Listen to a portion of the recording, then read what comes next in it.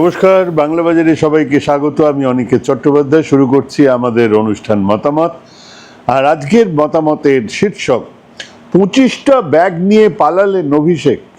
হ্যাঁ, সেরকমই খবর, প্রত্যেকটা চ্যানেলে এই খবর দেখানো হয়েছে। আজকে সেই খবর নিয়ে আমাদের আলোচনা, এবং তারপরেই বলবো যে বাংলা বাজার সাবস্ক্রাইব করুন, লাইক করুন, শেয়ার করুন, কমেন্ট করুন, আর যদি পারেন, যদি সম্ভব হয়, সামান্য একটা টাকার বিনিময়ে আমাদের সদস্যপদ দিলে আমরা খুশি হব। কিন্তু এই সদস্যপদ দেওয়ার সঙ্গে অনুষ্ঠান দেখার কোনো সম্পর্ক নেই। এবং আমাদের তৃতীয় ঘোষণা হচ্ছে যে না, আজকেও আমরা এই কয়েকদিন আমরা জিরো আওয়ার বন্ধ রেখেছি। আমাদের সাউন্ডের কিছু সমস্যা আসছে, আপনারাই জানাচ্ছেন। সেই সমস্যা আমরা খানিকটা মিটিয়ে নিই, তারপরে আমরা আবার আমাদের অনুষ্ঠানে ফিরব। কিন্তু আমাদের এখন এই ইউটিউবে দুটো অনুষ্ঠান হচ্ছে। একটা এই সন্ধেবেলায় 7টা নাগাদ আমরা আপলোড করছি মতামত, আর সকালবেলায় 8:30 9টা এরকম নাগাদ আমাদের আজকে বলে একটা অনুষ্ঠান আপলোড করা হচ্ছে। আপনারা দুটোই দেখুন, দুটোতেই আপনাদের মতামত জানান। শুরু করছি আমাদের অনুষ্ঠান মতামত, এবং আজকের শীর্ষক 25টা ব্যাগ নিয়ে পালালেন অভিষেক বন্দ্যোপাধ্যায়।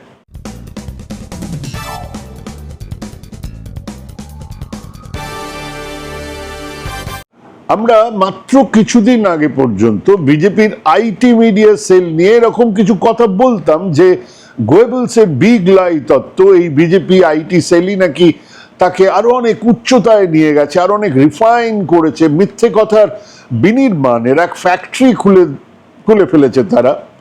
আমরা জানি সেই ফ্যাক্টরি বিশ্ববিদ্যালয় বলা যায়, হোয়াটসঅ্যাপ বিশ্ববিদ্যালয়। দেশের ইতিহাস, বিজ্ঞান, ভাষা, সংস্কৃতি, ধর্ম, যে কোনো ব্যাপারে ঝুড়ি ঝুড়ি, রাশি রাশি মিথ্যে এবং ডাহা মিথ্যে প্রচার চলছে তো চলছেই।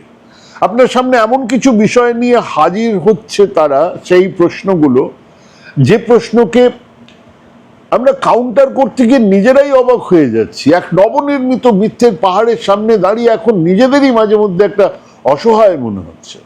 আর সেই মিথ্যের এক অনিবার্য প্রভাব সর্বত্র। নেতাজি থেকে সমরেশ বসু, প্রত্যেকে তার টার্গেট। এক বা কিছু অর্বাচীনকে দেখলাম এক নাটকের দলে এসে হামলা করছে। নাটকে কেন? নামাজ পড়া হচ্ছে। নাটক আদাব, মূল গল্প সমরেশ বসুর। এখন যারা এসছিলেন তারা সমরেশ বসু খায় না মাথা দেয়, পান বিক্রি করে না, বিজেপির নেতা না সিপিএম এর নেতা জানে না। বিখ্যাত তার গল্প, দেশ বিভাজন আর দাঙ্গার ইতিহাসে দুটো মানুষের পরিচয়ের গল্প। সেই নাটকে নাকি নামাজ পড়া হচ্ছিল। সে মূর্খের দল নামাজ আর আজানের ফারাক জানে না। 7 ওয়াক্ত নামাজের আগে আজান হলো সেই ডাক, যেখানে মসজিদ থেকে বলা হয় ভাই এসো, প্রার্থনার সময় হয়ে গেছে, এসো আমরা প্রার্থনায় বসি। একটা ওই মিনিট 2-3 ব্যাপার, সেটা বলা হয় চিৎকার করে যে ভাই এসো আমরা প্রার্থনায় বসছি। সবাই আসে, তারপর শুরু হয় নামাজ।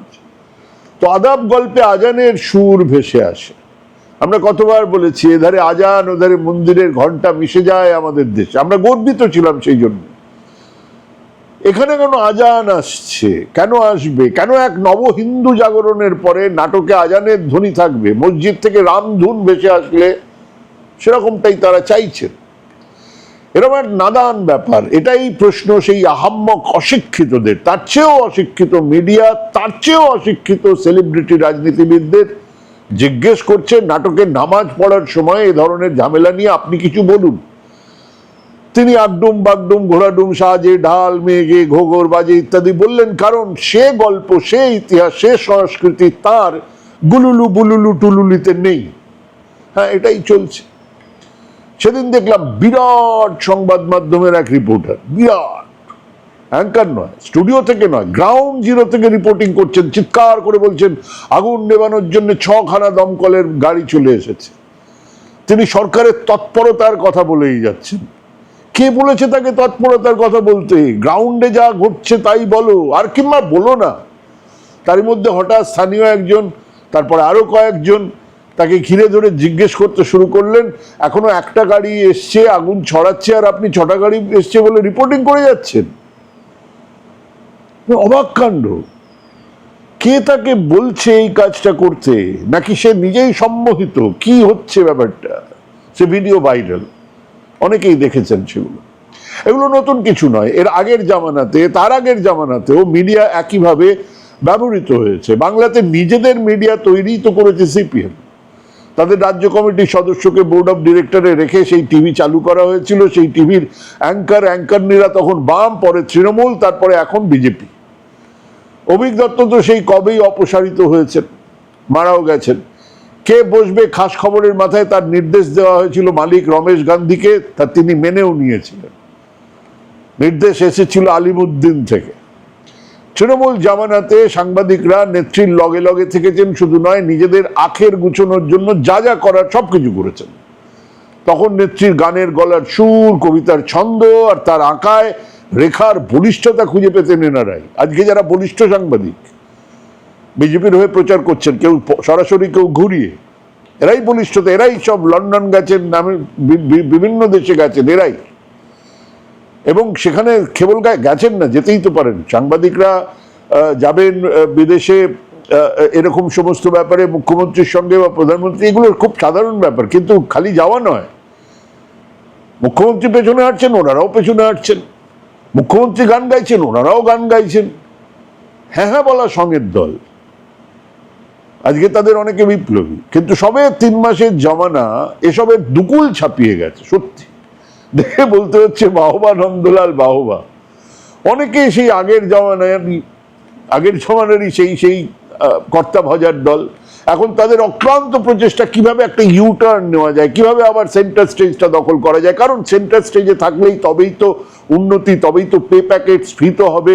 উনি মুখ্যমন্ত্রীর খাস লোক, উনি শিল্পমন্ত্রীর, উনি অমুকের, তো তিনি তমুকের, তাহলেই তো মাইনে আছে, ইনক্রিমেন্টের বাড়বাড়ন্ত। না হলে একবার খোঁজ খবর নিয়ে দেখুন না, বাকি জড়তে পড়ছি সাংবাদিকদের মাইনে কত, কি পান, কোন শর্তে তারা কাজ করেন। বেশিরভাগ সাংবাদিকদের অবস্থা ঠিকই জির থেকে খারাপ। মাঝে মধ্যে একজন সাংবাদিকের লেখা আমি পড়ি, অবাক হয়ে যাই। তিনি এখন ওই টোটো চালান বোলপুরে, এবং তিনি মাঝে মধ্যেই ফেসবুকে খুব ভালো লেখাও লেখেন। তিনি লেখেন এই কথাগুলো, ঠিকই জির অবস্থার থেকেও খারাপ। সকালে জানে না বিকেলে চাকরি থাকবে কিনা, জানে না মাস গেলে মাইনে পাবে কিনা।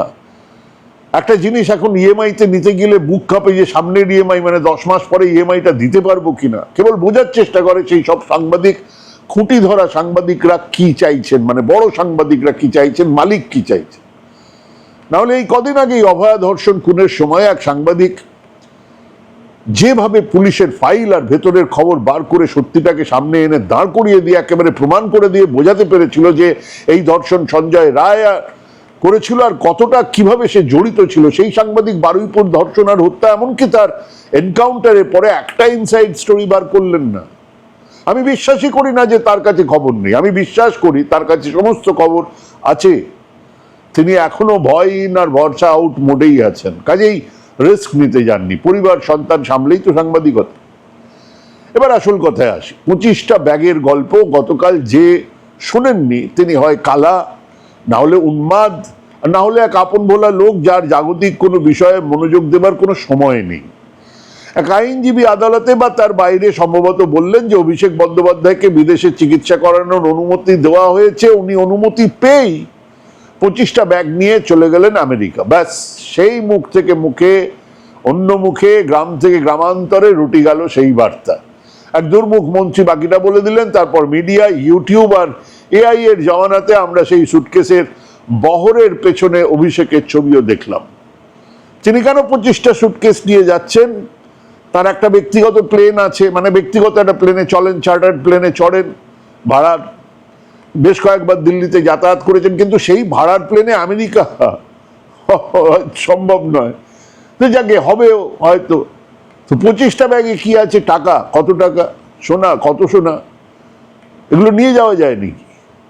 মানে উনি চাইলেই এগুলো নিয়ে যেতে পারবেন? গরু, বালি, কয়লা, কি তুমুল আলোচনা হয়ে গেল। ঠোঁট কাটা, যাহা বলিব সত্য বলিব ইত্যাদি আসরে হটকে 25টা ব্যাগ নিয়ে অভিষেক পালালেন। কেউ ক্ষমা ঘেন্না করে লিখলেন 20টা ব্যাগ, কিন্তু তার কবে না, হতেই পারে না। এই অভিষেক ব্যানার্জি দোষ করলে তাকে জেলে পুরুন, চুরি করলে তাকে ফাঁসি দিন, মানুষ খুন করলে একসঙ্গে 14 বার ফাঁসি দিন, উচিত তো। একটা লোক দোষ করবে, চুরি করবে, তার ক্ষমতাকে অপব্যবহার করবে, তার জেলে যেতে হবে না? তার আইন তাকে গ্রেপ্তার করবে না? কিন্তু একে জেলে পড়ার কথা তো শুনছি আজ থেকে নয়, তা নয় নয় করে 5-6 বছর তো শুনছি ক্রমাগত, এই জেলে ঢুকলেন, এই জেলে ঢুকলেন, এই জেলে ঢুকলেন। সেই তিনি এবার দেশ থেকে পালালেন, সেটা শুনে বামেদের এক সেটিং তত্ত্ব উঠে এলো। বাবা, বলেছিলাম না, সেফ প্যাসেজ দিয়ে দেওয়া হলো, সেফ প্যাসেজ দিয়ে দেওয়া হলো যুবরাজকে। তো আমি সারাদিন সেই নিউজটা ফলো করতে করতে বিভ্রান্ত, সত্যি কি হচ্ছে বুঝতে পারছি না। কারণ আমেরিকা যাবার যতগুলো জায়গা যেখান থেকে যাওয়া যায়, সেখানে অভিষেকের কোনো টের পাচ্ছি না। অনুমতি পাওয়ার একদিনের মধ্যে 25টা ব্যাগ নিয়ে আমেরিকা একটা কড়া গোছের মানে মতামত লেখার জন্য মাল মশলা খুঁজতে শুরু করলাম। শুরুর লিডটা পেলাম কালীঘাটের এক ধুরন্ধরের কাছ থেকে। ধুরন্ধর, এই আরবি ফার্সি শব্দগুলো না ভারী ঝামেলার।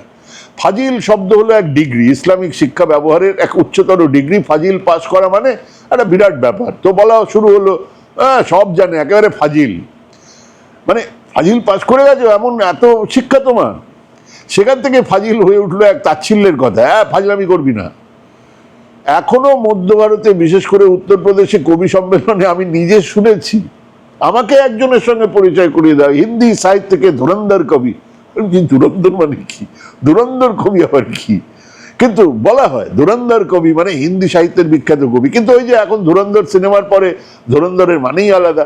তো কালীঘাটে সেই ধুরন্ধর কুণাল ঘোষ জানালেন যে কই, সে তো দিল্লিতে সংসদের অধিবেশনে গেছে। পেয়েও গেলাম সেখানকার ভিডিও। সেখানে সাংবাদিকদের সামনে রীতিমতো দেশের স্বরাষ্ট্রমন্ত্রী কেন বিবৃতি দিতে আসছেন না, কেন সংসদে আসছেন না, তাই নিয়ে প্রশ্ন করছেন। শুনুন। আজাদ প্রতিমণ্ডল আমরা গেছিলাম এবং কল্যাণদা ফার্স্ট টাইম আমরা বলেছি যে আপনি কথা দিয়েছিলেন যে আবার বিবেচনা করে সিদ্ধান্ত নেবেন, সেটাও আপনি কিছু করলেন না। তো ওনার কাছে তো কোনো সদুত্তর নেই, উনি কিছু বলতে পারেননি। উনি বলেছেন নেক্সট সেশনের আগে আমি এগুলো করে দেবো। আমি বললাম এই সেশন তো দেখতে দেখতে হয়ে গেল, আমরা তো এসছি জুলাই মাসের 22-23 তারিখ, আজকে প্রায় আগস্ট মাসের 12 তারিখ, 20 দিন ধরে তো আপনি কিছুই করলেন না। ওনার কাছে কোনো সদুত্তর নেই। আপনি হয় তাদেরকে এনসিপিআই রেকগনিশন দিয়ে দিন, আপনি রেকগনিশনও দিচ্ছেন না। আপনি রেকগনিশন দিলে তৃণমূল পার্টি বা তৃণমূল কংগ্রেস অফিসিয়ালি এটা চ্যালেঞ্জ করে হাইকোর্ট সুপ্রিম কোর্ট যেতে পারে। আপনি রেকগনিশন দিচ্ছেন না, আর আপনি আমাদের টাইম থেকে কেটে তাদের বলবার সুযোগ করে দিচ্ছেন।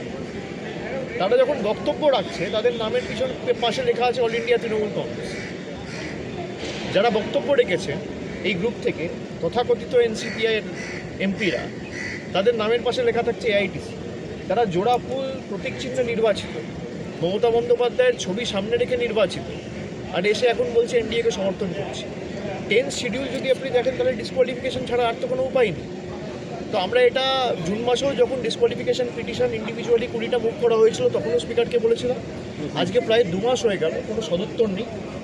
আজকেও একই কথা বলেছি, এবং সুপ্রিম কোর্টের একটা অর্ডার আছে যে 3 মাসের মধ্যে স্পিকারকে বিবেচনা করতে হবে। স্পিকার যদি বিবেচনা না করে তখন সুপ্রিম কোর্টের হস্তক্ষেপ আমরা দাবি করব। হ্যাঁ, অভিষেক ব্যানার্জি প্রশ্ন করছেন দিল্লিতে সংসদে, যাকে বলে দেওয়া হলো 25টা ব্যাগ নিয়ে, সেই তাহলে 25টা ব্যাগের গল্পটা পুরোটা মিথ্যে? এরকম হয়? মানে আমরা দেখেছি, শুনেছি দুধে জল মেশাতে, তারপরে জলে দুধ মেশাতে, তো স্রেফ জল। হ্যাঁ, এটাই সেই গোয়েবলসের তত্ত্ব, সেই বিখ্যাত দ্য বিগ লাই থিওরি।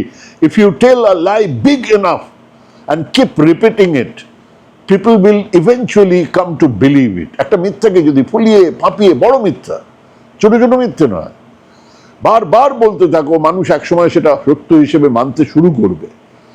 সেদিন এটা ছিল জার্মানির মিডিয়ার জন্য এক রাজনৈতিক নেতার নির্দেশ। আজ আমাদের দেশের মিডিয়া সেটা নিজেরাই মানতে শুরু করেছে। আর এরপরে সেই মিডিয়া আশা করবে রাস্তায় তাদের ফুলের পাপড়ি দিয়ে সম্বর্ধনা জানানো হবে। সেটা তো বাস্তবসম্মত নয়। কাঠ খেলে আলমারি হাঁকতেই হবে। এবং দেখুন, আজকেও একটা মিডিয়া স্বীকার করলো না যে তারা ভুল খবর দিয়েছে, না একবারের জন্য না। এত বড় একটা খবর, একটা দলের সর্বভারতীয় সম্পাদক, সেই দল নিয়ে এত চর্চা, এত আলোচনা, সেই দলের একজন নেতা তিনি নাকি পালাচ্ছেন দেশ ছেড়ে 25টা ব্যাগ নিয়ে। এত বড় একটা খবর করে দেওয়া হলো, তারপরের দিন চুপ করে বসে আছে। সেই আমেরিকা যাত্রার খোঁজ করছিলাম, জানলাম সেটা নাকি সেপ্টেম্বরে হচ্ছে। মানে আমি খোঁজ করছিলাম যে হ্যাঁ, উনি তো পেয়ে গেছেন অনুমতি, তাহলে কবে যাবেন? শোনা গেল সেপ্টেম্বরে যাচ্ছেন। আচ্ছা, এই খবরটা আপনাদের কেন দিলাম? কারণ সেদিন আমিও চোখ রাখবো কটা সুটকেস নিয়ে অভিষেক বন্দ্যোপাধ্যায় চলে যান আমেরিকায়। ভাবুন, ভাবতে থাকুন, ভাবা প্র্যাকটিস করুন। ভালো থাকবেন, সুস্থ থাকবেন। আজকে এখানে শেষ করছি। নমস্কার।